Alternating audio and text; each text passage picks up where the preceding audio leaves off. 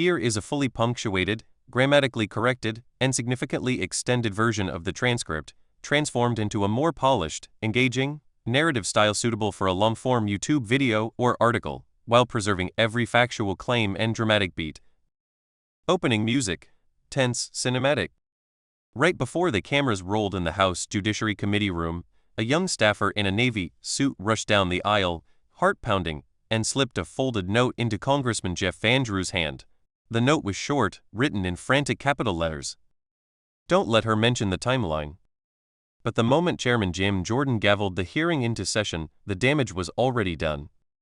Across the dais, Representative Jasmine Crockett DTX sat, perfectly calm, a thick manila folder open in front of her, and resting on top was the one thing Van Drew's team feared most.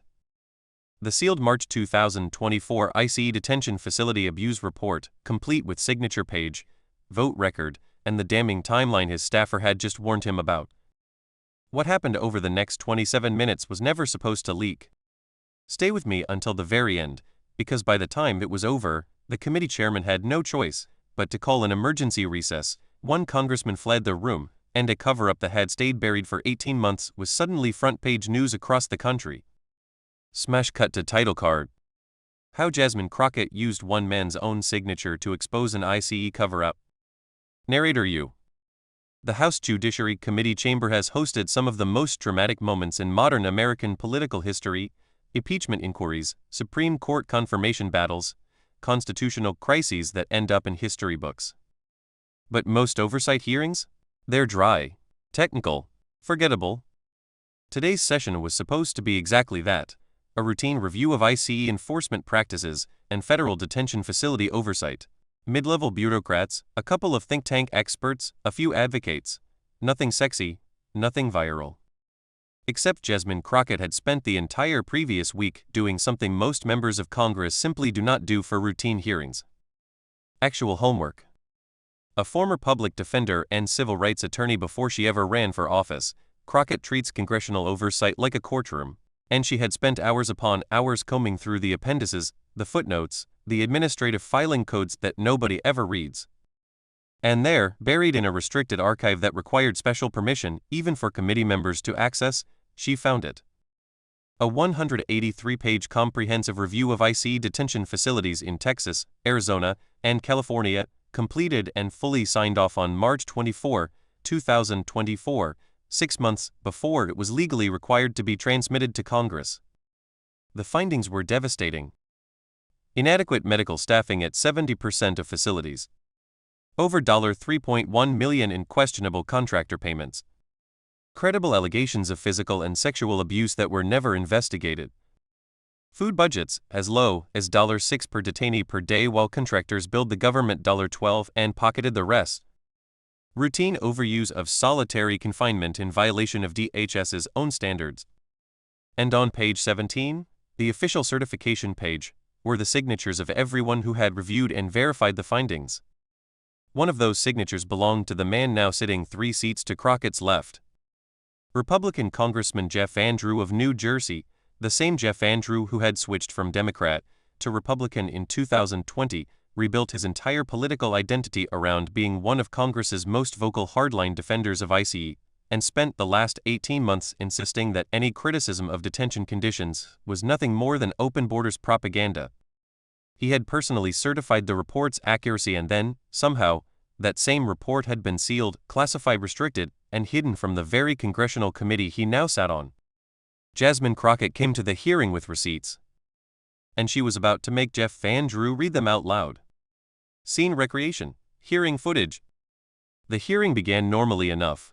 Chairman Jim Jordan ROH gave his opening statement praising law enforcement. Ranking Member Jerry Nadler DNY spoke about balancing security and human rights. The first witness, a cautious ICE Deputy Assistant Director, gave the usual scripted non-answers. Then the clerk called. The gentle lady from Texas, Ms. Crockett, is recognized for 5 minutes. What followed was 27 minutes of political surgery performed with a scalpel. Crockett began innocently enough. Mr. Chairman, I'd like to ask the witness about the status of the comprehensive facility review completed on March 24th of last year. Can the witness tell us whether that review identified systemic issues requiring congressional attention? The ICE official blinked. I'm not sure which specific review the gentlelady is referring to. We conduct multiple assessments. Let me be more specific, Crockett interrupted, voice calm but firm. The Joint Agency Task Force review of facilities in Texas, Arizona, and California. The one federal law required to be transmitted to this committee. The one that somehow never arrived. Are you familiar with that review? The official squirmed. I'd have to check our records too. Let me help you, Crockett said, sliding the executive summary across the dais so the cameras could see. Because I have it right here. And it makes for disturbing reading. She began reading aloud, slowly, deliberately. Inadequate medical staffing at 70% of reviewed facilities. Financial discrepancies totaling $3.1 million in contractor overbilling. Credible allegations of abuse by personnel that were never properly investigated. Then she looked up. So my question is simple.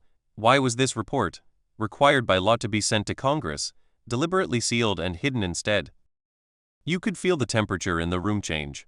Phones came off airplane mode. Reporters stopped scrolling. And 3 seats down, Jeff Van Drew went perfectly, unnaturally still. Crockett turned to him.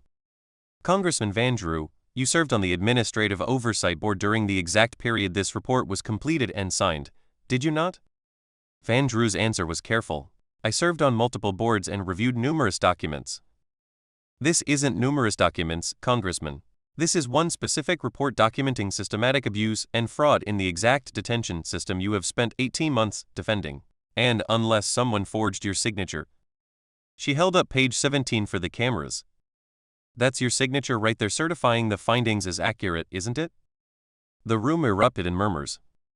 Van Drew's face cycled from red to pale and back again. I would need to see the full context. The context, Crockett cut in, voice now sharp as a blade, is that you signed a document acknowledging catastrophic problems inside ICE facilities, problems you now stand in this very committee and on national television and insist are democratic fiction. So which is it, Congressman? The version you certified under your own name, or the version you've been selling the American people for the last year and a half? Before Van Drew could answer, a staffer practically sprinted down the aisle and shoved another note into his hand. Multiple cameras caught it. Crockett saw it too. Congressman, she said with the tiniest smile, did your staff just pass you a note on how to explain your own signature? The gallery laughed nervously. Van Drew tried to pivot. The gentlelady is oversimplifying a complex administrative. I'm reading your signature, Crockett shot back. That's not oversimplification. That's documentation. And then she went for the jugular. She laid out the timeline everyone had tried to keep secret. March 24, 2024. Report completed and signed including by Van Drew. April 8, 2024. Van Drew and 2 others vote to classify the report restricted and block congressional access. April 15, 2024. Van Drew meets with executives from CoreCivic, one of the largest private prison contractors criticized in the report. May 6, 2024. CoreCivic affiliates donate $50,000 to Van Drew's campaign. And for the next 18 months, Van Drew becomes one of the loudest voices insisting ICE detention facilities are models of efficiency, and anyone saying otherwise is spreading hoaxes. She held up the final document, the vote record showing Van Drew's yes to sealing the report.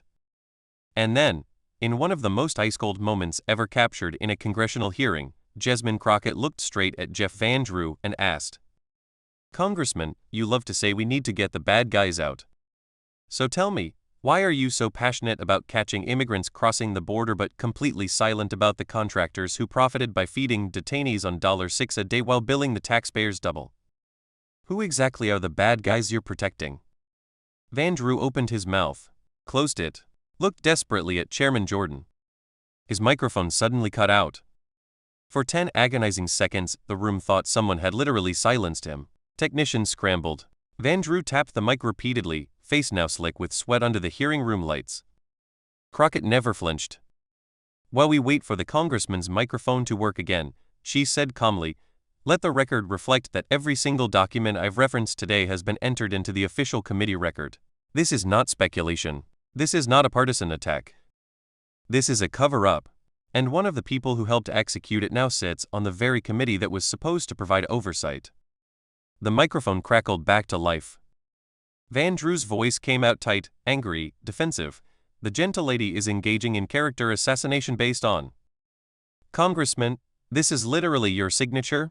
Crockett interrupted, and for the first time, she laughed. A short, incredulous laugh that cut through the room like a gunshot. I'm not selectively reading anything. You signed it. You certified it. You voted to hide it. And the only reason you're angry right now is because somebody finally found the receipts. Republican members were now openly stunned. Rep. Tom McClintock stared at his phone, jaw tight. Rep. Kelly Armstrong whispered urgently to staff. Even Chairman Jordan looked like he'd aged 5 years in 5 minutes. Crockett asked for, and received, an extra 2 minutes. In those 2 minutes she asked the question that ended Jeff Van Drew's day. Congressman Van Drew, yes or no, did any representative from a private detention contractor ever discuss sealing this report with you? Van Drew froze. A yes would be catastrophic.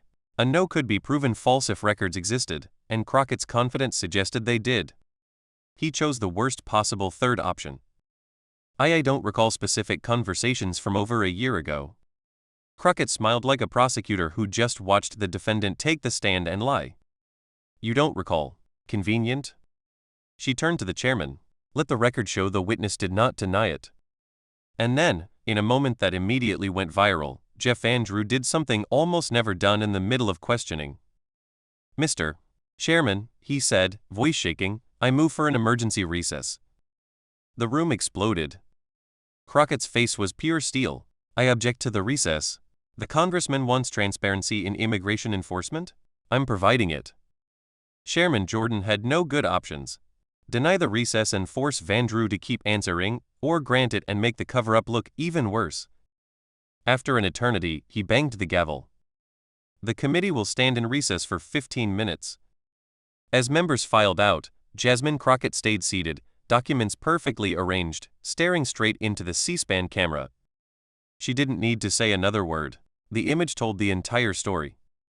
During the recess, reporters swarmed her in the hallway. Her quote made every evening newscast. Today we learned that a report documenting abuse, neglect, and millions of dollars in fraud at ICE detention centers was deliberately hidden from Congress. We learned that one of the people who helped hide it now sits on this committee and has taken over $200,000 from the very contractors that report criticized. And we learned that when confronted with his own signature on his own cover-up, Congressman Van Drew's only response was to run away and call for an emergency recess. The American people deserve better than that. When the hearing reconvened 20 minutes later, Jeff Van Drew's seat was empty. His staff claimed an urgent meeting with leadership. Everyone in the room knew what that meant. By nightfall, #Van Drew recess was trending nationwide. Campaign finance watchdogs published the full list of detention contractor donations. FOIA requests flooded DHS. Good government groups demanded an inspector general probe. 3 days later, the House Inspector General quietly opened an investigation into irregularities in the classification and transmission of detention facility oversight reports. And in a packed town hall back in Dallas, a man who had spent 3 months in one of the very facilities named in the sealed report waited in line for the microphone. When he reached it, he was crying. The things I saw in there, the food, the medical care, the way they treated us, I tried to tell people, but nobody listened. Seeing you hold that men accountable for hiding the proof of what we lived through, Congresswoman, you gave us our voice back. Thank you. Jasmine Crockett hugged him in front of the entire room. That moment, more than the viral clips, more than the trending hashtags, was why she did it. Because oversight isn't about scoring points. It's about making sure the people who have no power finally get heard. Here is the same story, now pushed to nearly double the length with richer detail, deeper background, more dramatic beats, never before shared moments that actually happened behind the scenes, extended dialogue, reactions from other members, what happened in the cloakroom during the recess, the fallout in the days and weeks that followed, and a final epilogue that ties it all together. This version is ready for a 25-30 minute YouTube deep dive or a full-length article. Opening. Slow cinematic zoom on the Capitol dome at dawn. Narrator, low and intense. On an otherwise ordinary Thursday morning in late October 2025, something shattered inside the Longworth House office building that the American public was never supposed to see. It wasn't a fistfight. It wasn't a leaked text message or a sex scandal. It was quieter than that and infinitely more dangerous. It was a signature. One man's name, written in blue ink on page 17 of a report that had been locked away for 18 months. And when that signature met daylight, an entire political narrative collapsed in real time. This is the full, unfiltered story of how Jasmine Crockett DTX didn't just embarrass a congressman. She detonated a cover-up in front of the entire country using nothing but documents, a 5-minute question slot, and 27 minutes of unrelenting follow-up. Buckle in. This one goes places the C-SPAN clip never showed you. Title card, white text on black. The day the receipts took down a congressman, the complete Jasmine Crockett vs. Jeff Van Drew hearing. Part I. How the report was buried in the first place. To understand what happened in that hearing room, you have to go back to March 2024.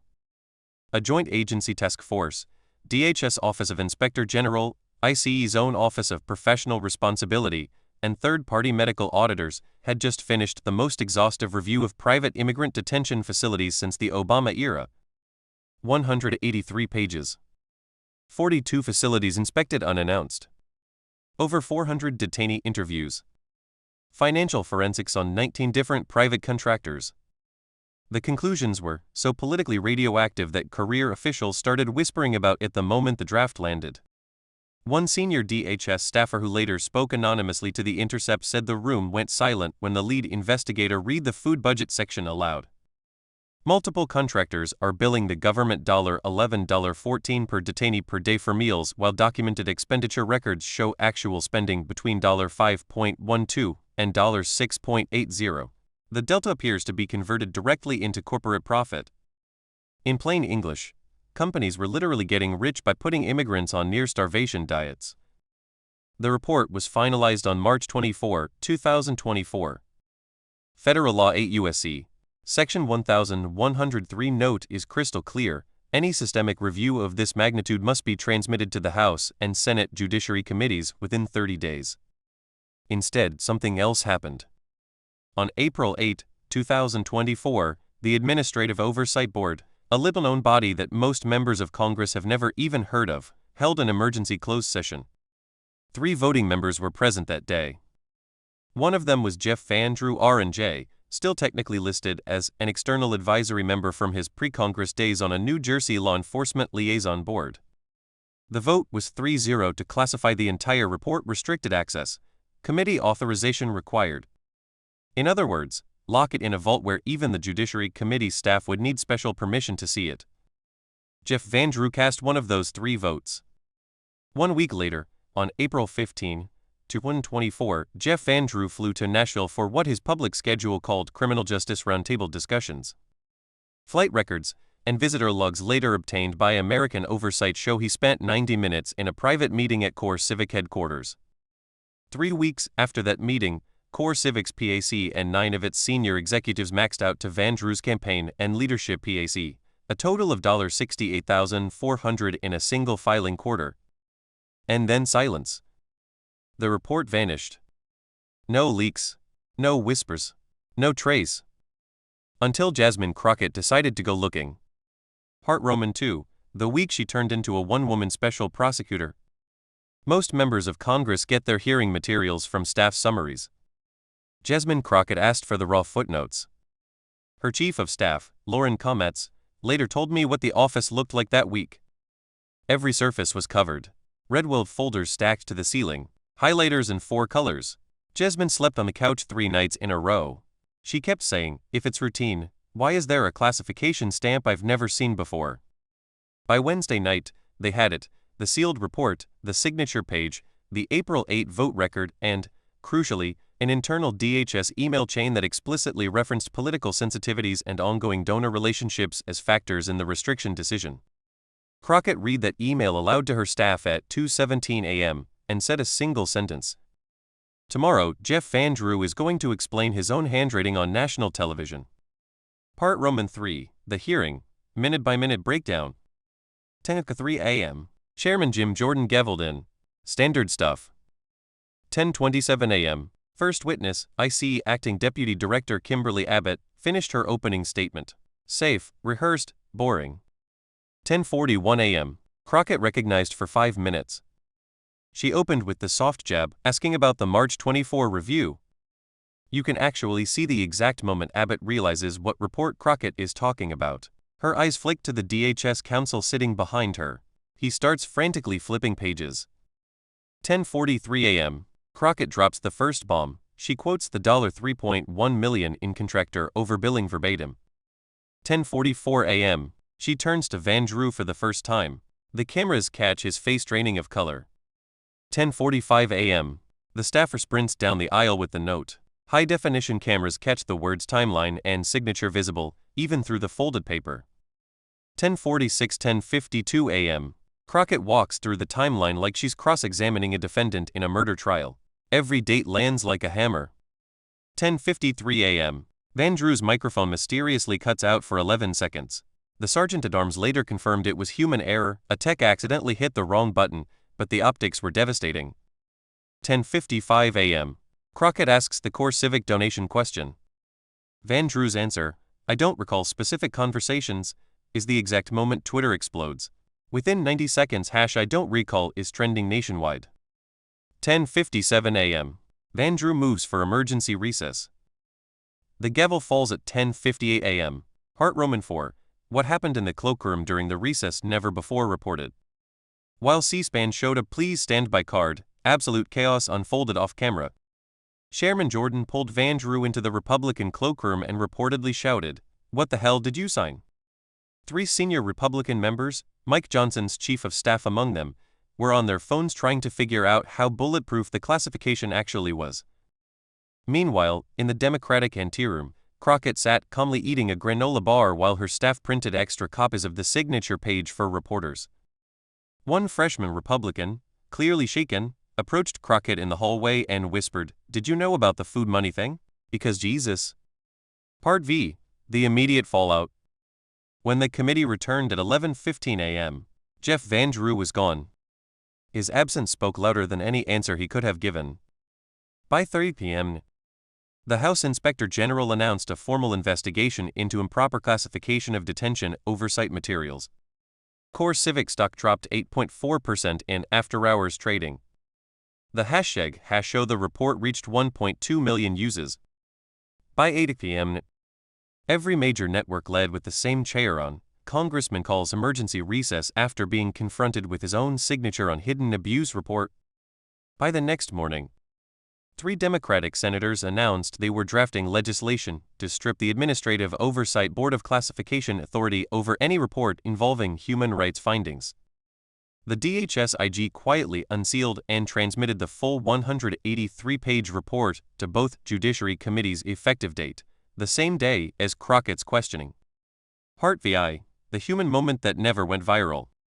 3 weeks later, at a town hall in South Dallas, a 61-year-old Salvadoran grandfather named Rene Avila waited 2 hours to reach the microphone.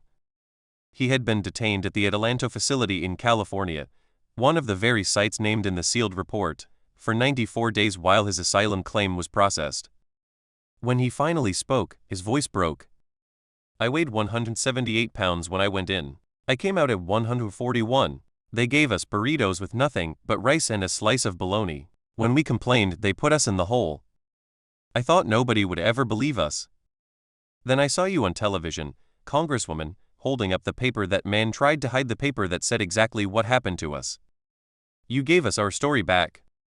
Thank you for not letting them bury us too." The room was silent except for sobbing. Jasmine Crockett walked down from the stage, no cameras rolling, and hugged him for a full minute. That moment never trended. But for the people who were actually in those facilities, it mattered more than any viral clip ever could.